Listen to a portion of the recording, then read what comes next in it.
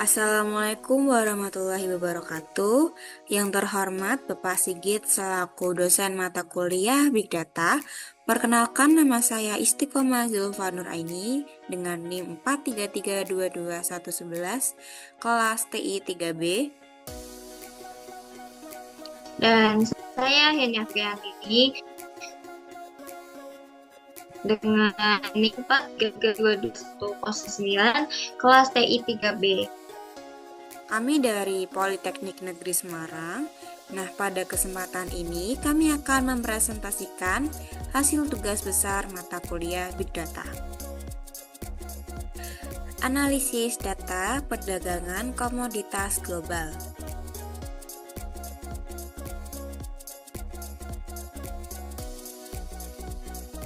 Next.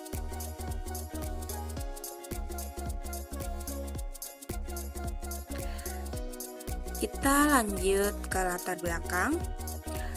Perdagangan internasional merupakan salah satu pilar penting ekonomi global.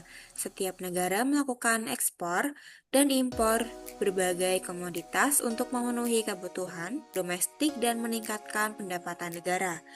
Namun, volume dan kompleksitas data perdagangan antar negara sangatlah besar.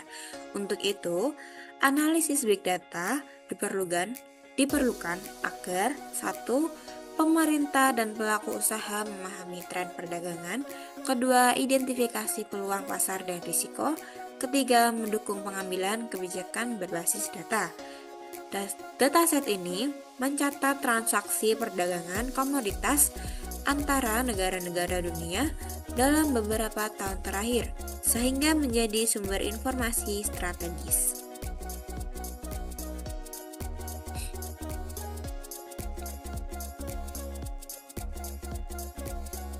Untuk pertanyaan bisnisnya, pertama, negara mana yang memiliki nilai ekspor tertinggi dalam periode yang dianalisis? Kedua, komoditas apa saja yang menjalani penyumbangan terbesar perdagangan global? Ketiga, bagaimana tren penilaian perdagangan ekspor dan impor dari waktu ke waktu? Keempat, negara mana yang paling aktif sebagai importir? Kelima, apakah terdapat pola atau fluktuasi musiman dalam perdagangan? Dan keenam, apakah ada pertumbuhan signifikan pada kategori komoditas tertentu?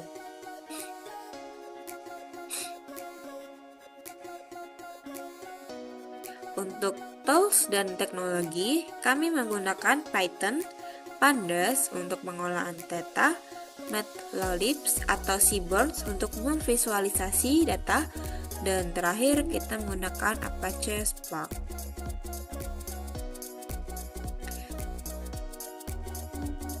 Tujuan data. Oke, selanjutnya untuk tujuan analisis. Pertama, yaitu membersihkan dan memproses dataset besar. Kedua, menganalisis tren ekspor dan impor. Ketiga, menampilkan visualisasi pola perdagangan global. Dan terakhir, menarik insight dari data. Nah, selanjutnya ini adalah data cleansing. Nah, ini adalah beberapa langkah pembersihan data. Nah, yang pertama itu adalah mengecek nilai yang hilang atau missing value. Nah, yang kedua itu menghapus atau mengisi data kosong. Nah, yang ketiga itu mengubah format data seperti tanggal atau angka agar konsisten. Yang terakhir itu adalah menyaring data sesuai kebutuhan analisis.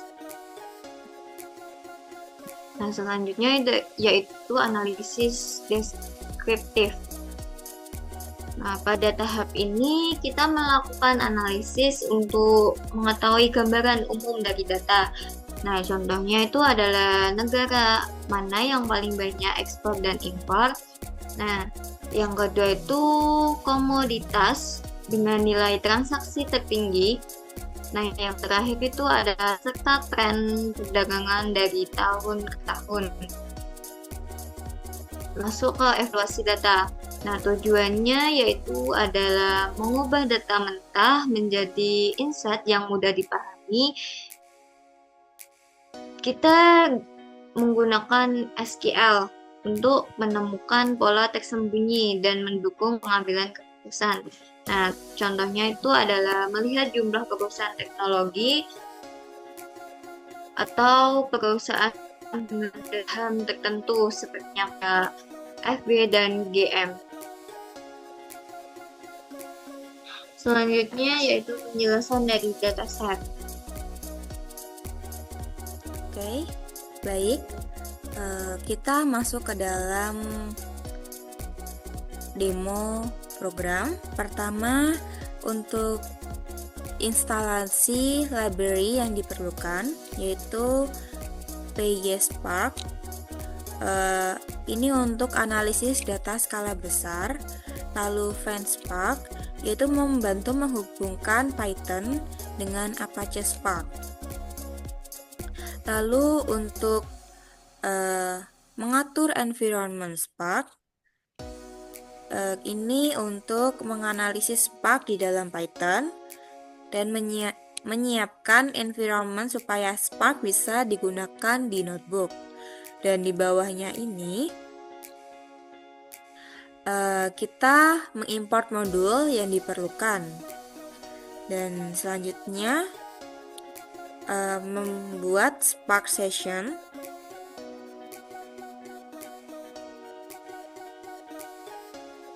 dengan tujuan membuat koneksi utama ke Apache Spark, lalu memberi nama aplikasi, commodity trader statistik, dan terakhir untuk membaca, memproses, dan menganalisis data.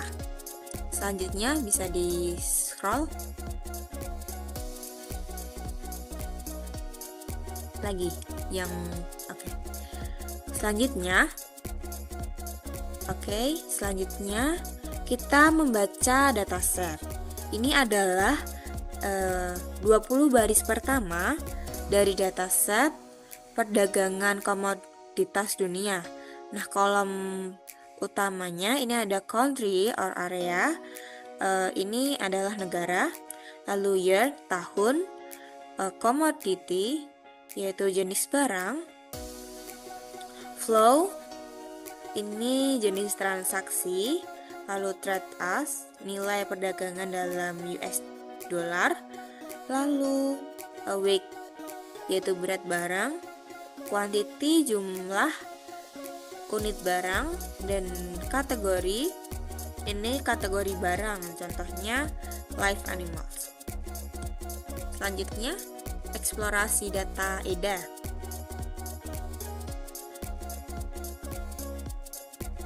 Oke, ini untuk menampilkan tipe data setiap kolom. Contohnya adalah ini, root, dan sekian. Selanjutnya, menampilkan kolom tertentu.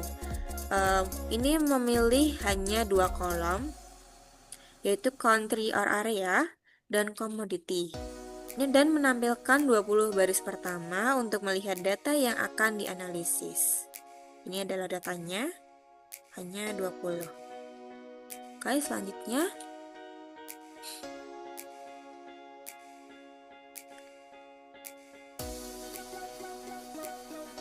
ini untuk ngefilter data besar.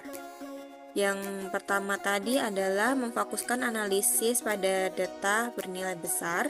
Di sini menampilkan transaksi dengan nilai perdagangan lebih dari 1 juta US dollar. Dan ini di bawahnya filter negara Indonesia, ini menampilkan transaksi khusus Indonesia. Oke, ke bawah lagi untuk rata-rata nilai perdagangan berdasarkan flow. Ini menampilkan count, min, STDF, min, max, dan semua kolom numerik. Tabel statistik deskripsinya ini menampilkan ringkasan dari jumlah baris, rata-rata, min, max, dan ini dari menampilkan tahun data dari 1988 hingga 2016 dan rata-rata transaksinya atau trade US dollar per baris yaitu 9,5 miliar US dollar. Nah, nilai transaksi sangat bervariasi. Lalu untuk komoditi DF Group-nya, ini rata-rata nilai perdagangan per flow. Rata-ratanya tuh di sini ada import dengan rata-rata 80 juta US dollar, ekspor yaitu kira-kira 132 juta US dollar, lalu re-export yaitu 39 US dollar, dan re-import yaitu 12 juta US dollar.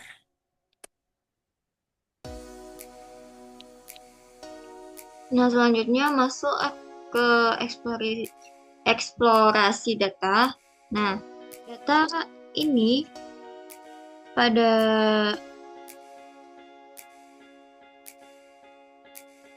count ini adalah jumlah entry atau data yang tersedia di setiap kolom. Nah, yang untuk main itu adalah nilainya itu 9, iki bisa dipotong kan? Isa. Ya wes, tak balik nih.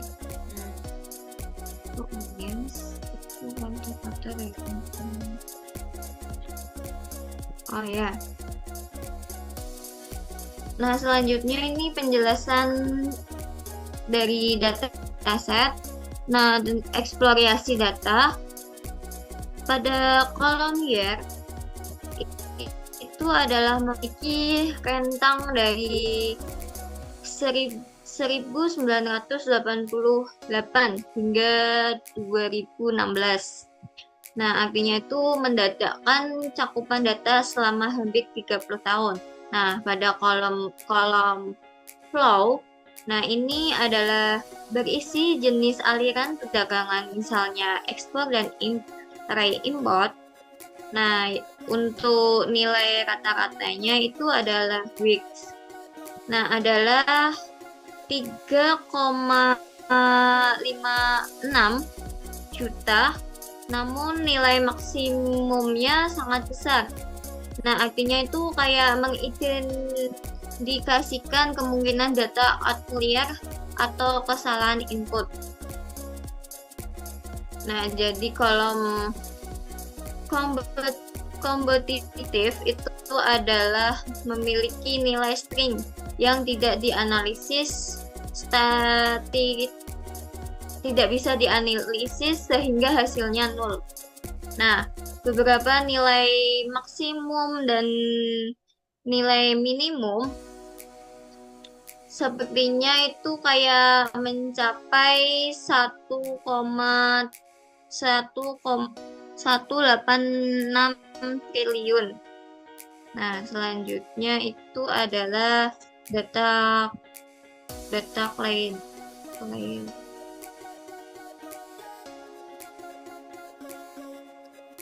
Nah, pada data cleaning ini adalah memakai drop. Nah, kompetitif drop. Nah, ini artinya adalah menghapus baris yang mengandung nilai kosong, atau nilai nol. Nah, pada drop duplikat ini adalah menghapus baris yang menduplikat agar data lebih besar. Nah, selanjutnya itu pada mengubah data menjadi numerik pada kolom boundary or area ini, dan flow diubah menjadi strength index nih. Nah, itu artinya agar model machine learning bisa memproses data tersebut. Nah, selanjutnya adalah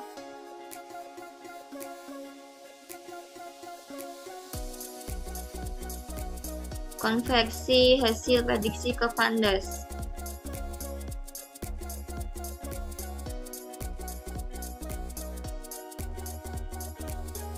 Dari heat map, kolerasi semua fitur memiliki kolerasi yang sangat lemah.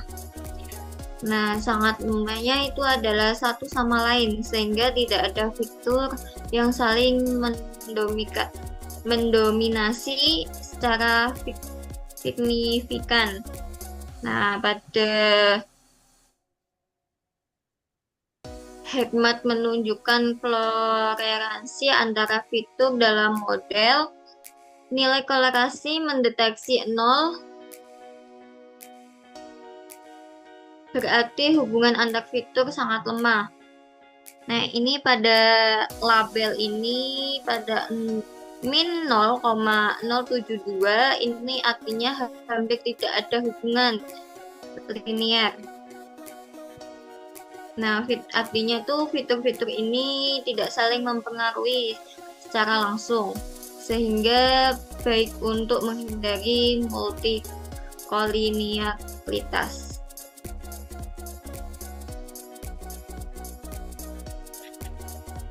Nah, pada speed data ini faktor assembler digunakan untuk menggabungkan fitur numerik sepertinya commodity index ini, flow index atau foundry index ke dalam satu kolom vektor bernama Ventura. Nah, setelah itu data dibagi menjadi dua, yaitu 80%. Nah, ini 80%-nya ini untuk training.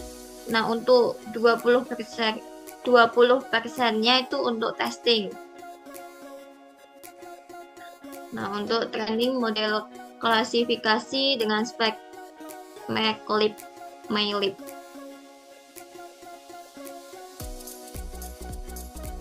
Pada model yang digunakan untuk logistik registration, tujuannya untuk memprediksi apakah nilai perdagangan lebih dari 1 juta US dollar. Nah, selanjutnya untuk evaluasi model. Nah, model ini diterapkan pada data untuk menghasilkan kolom label, hasil prediksi, dan probabilitas hasil klasifikasi. Nah, pada evaluasi akurasi atau AUC, evaluasi menggunakan AUC. Nah, hasilnya itu adalah 0,5. Nah, artinya itu model tidak lebih baik dari tebak acak. Nah, pada penjelasannya semua ini adalah setelah diuji model penghasilan nilai AUC sebesar 0,5 ini menunjukkan bahwa model belum mampu membedakan dengan baik antara nilai perdagangan di atas dan di bawah 1 juta dolar. Nah, artinya itu performnya masih sama seperti menebak secara acak-acakan. Nah, ini adalah penjelasan terakhir, masuk ke conversion metric. Nah, pada label 0 ini itu adalah prediksinya itu adalah 1. Nah, untuk label yang 1 ini adalah prediksinya itu adalah 0 juga. Nah, untuk semua data diprediksi sebagai nilai kelas 0 atau nilai perdagangan 1 juta. Yang kedua yaitu tidak ada satu pun yang berhasil diprediksi dengan benar. Pada grafik ini menunjukkan prediksi model. semua data diprediksi sebagai label 0 atau perdagangan di bawah 1 juta. Tidak ada satupun data yang diprediksi sebagai label 1 atau perdagangan di atas 1 juta. Nah, artinya itu kayak dari hasil konflik metrik ini adalah data perdagangan di bawah 1 juta, sedangkan untuk perdagangan di atas 1 juta itu ada perdagangan yang artinya itu model bekerja dengan baik karena tidak bisa membedakan dua kelas. Nah, dua kelas dengan benar.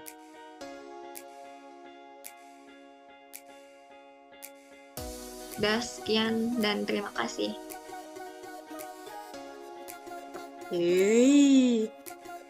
Anjir, belibet cok penjelasannya. Future, buat tulis, buat waca, future.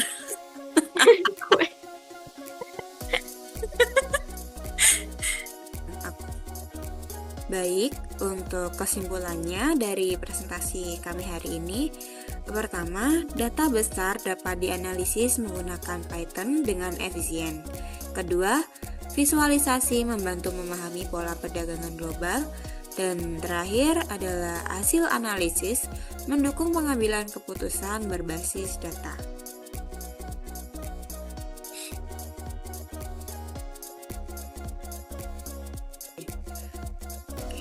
Baik, terima kasih telah memberi kesempatan kami untuk mempresentasikan hasil tugas mata kuliah Big Data pada kali ini.